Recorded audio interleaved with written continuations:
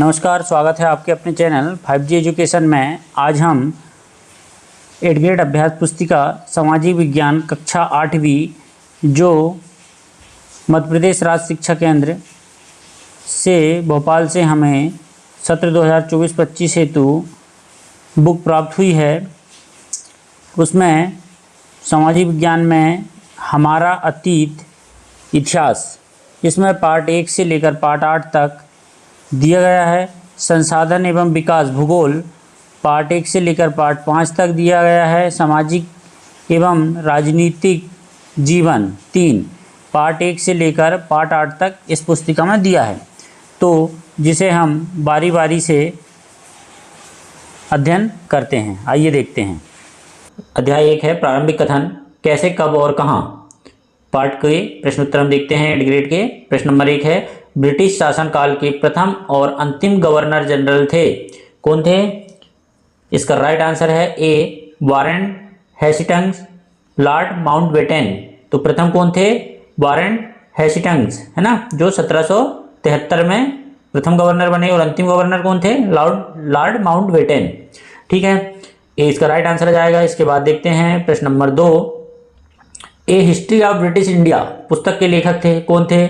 Charles Darwin, Max Muller, James Miller, James Rennell. तो क्या था इसका right answer? C, James Mill. ठीक है, प्रश्न नंबर 3 देखते हैं, जब किसी देश पर दूसरे देश के द्वारा दबावपूर्ण आर्थिक, सामाजिक और राजनीतिक परिवर्तन किए जाते हैं तो इस प्रक्रिया को कहा जाता है, क्या कहा जाता है? तो इसका राइट आंसर आएगा सी, औपनिवेशीकरण। क्या? औपनिवेशीकरण, है ना, सी इसका राइट आंसर है। प्रश्न नंबर 4 देखते हैं, महत्वपूर्ण दस्तावेज को सुरक्षित रखा जाता है, उसको क्या कहा जाता है, कहाँ रखा जाता है? अभिलेखागार में। ठीक है, तो इसका बी राइट आंसर आएगा।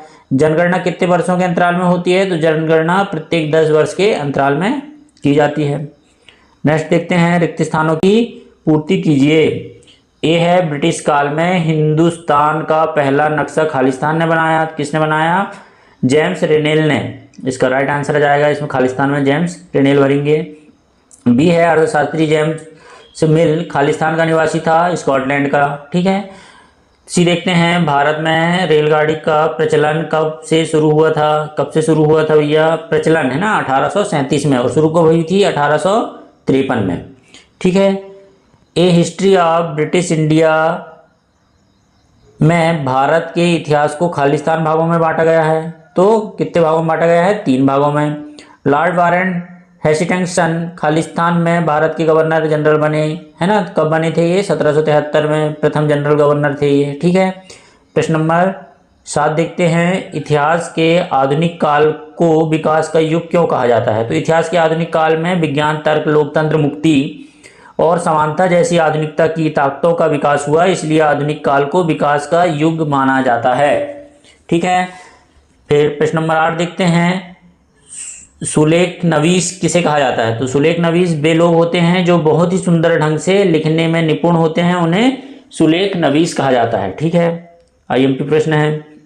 प्रश्न नंबर 9 देखते हैं, अभिलेखागार में आप क्या क्या देख सकते हैं? तो अभिलेखागार में हम सरकारी दस्तावेज, मानचित्र, है ना, प्राच्य या प्राचीन अभिलेख, गणमान्य व्यक्तियों के निजी अभिलेख, मोहरें इत्यादि हम यहाँ देख सकते हैं। प्रश्न नंबर 10 है, इतिहास के तरीकों से क्यों जोड़ा जाता है? इतिहास को तारीखों से क्यों जोड़ा जाता है? तो इतिहास को तारीखों से जुड़ाव का मुख्य कारण यह है कि युद्ध का समय, बड़ी बड़ी घटनाओं के ब्यौरे को भी इतिहास माना जाता है। यह इतिहास राजा महाराजाओं और उनकी नीतियों के संबंध में होता है। ठीक है, नेक्स्ट देखते हैं प्रश्न नंबर 11, छपाई की क्या है? छपाई की तकनीक के प्रसार से जनता को क्या क्या लाभ हुए? छपाई की तकनीक के प्रसार से संचार और पुस्तक उत्पादन में क्रांति आ गई, अखबार छापने लगे, है ना, अनेक प्रकार की पत्रिकाओं का संपादन होने लगा, महत्वपूर्ण लोगों की आत्मकथाएं स्थानीय बाजारों में बिकने लगी, जिससे जनता विभिन्न प्रकार के मुद्दों से परिचित होने लगे, जिससे ज्ञान का प्रसार हुआ। ठीक है, नेक्स्ट प्रश्न देखते हैं, औपनिवेशीकरण से क्या आशय है? तो औपनिवेशीकरण क्या होता है? जब एक देश पर दूसरे देश के दबदबे से वहां राजनीतिक, आर्थिक, सामाजिक एवं सांस्कृतिक बदलाव आते हैं, तो इस प्रक्रिया को औपनिवेशीकरण कहा जाता है। ठीक है, आईएमपी प्रश्न है। प्रश्न नंबर 12 देखिए, ब्रिटिश काल में रेलगाड़ी चलने से जनता को क्या लाभ हुआ? तो ब्रिटिश काल में रेलगाड़ी चलने से जनता को दूरस्थ स्थानों पर यात्रा के लिए रेल द्वारा कम खर्चे में और कम समय में पहुंचा जा सकता है। रेल द्वारा बड़ी संख्या में यात्रियों और सामानों को भी लाया ले जाया जाता है। ठीक है, ये उसके फायदे थे। नेक्स्ट प्रश्न है, जनगणना द्वारा किस प्रकार की जानकारी एकत्रित की जाती है? आपने देखे होंगे है ना, जनगणना वाले आते हैं टीचर।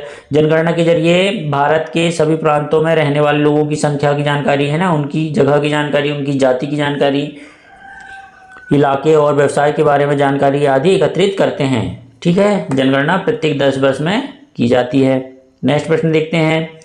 प्रश्न 15 है, जेम्स मिल द्वारा अपनी किताब में मुख्य रूप से किन बातों का उल्लेख किया है? तो जेम्स मिल ने अपनी किताब ए हिस्ट्री ऑफ ब्रिटिश इंडिया में भारत के इतिहास को हिंदू, मुस्लिम व ब्रिटिश काल में विभाजित किया है। साथ ही उनका मानना था कि अंग्रेज को सारे भूभाग पर कब्जा करना चाहिए ताकि भारतीय जनता को ज्ञान और सुखी जीवन प्रदान किया जा सके। ठीक है, ये उनका मानना था। उपनिवेशिक शासन के दौरान सर्वेक्षण के क्या उद्देश्य हैं?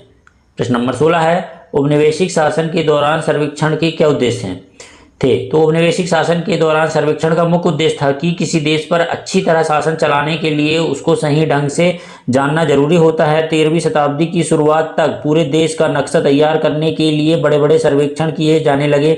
सर्वेक्षण में धरती की सतह, मिट्टी की गुणवत्ता, वहाँ मिलने वाले पौधों और जीव जंतुओं तथा स्थानीय इतिहास व फसलों का पता लगाया जाता था। अंग्रेजों की राय में किसी इलाके का शासन चलाने के लिए इन सारी बातों को जानना अति महत्वपूर्ण था।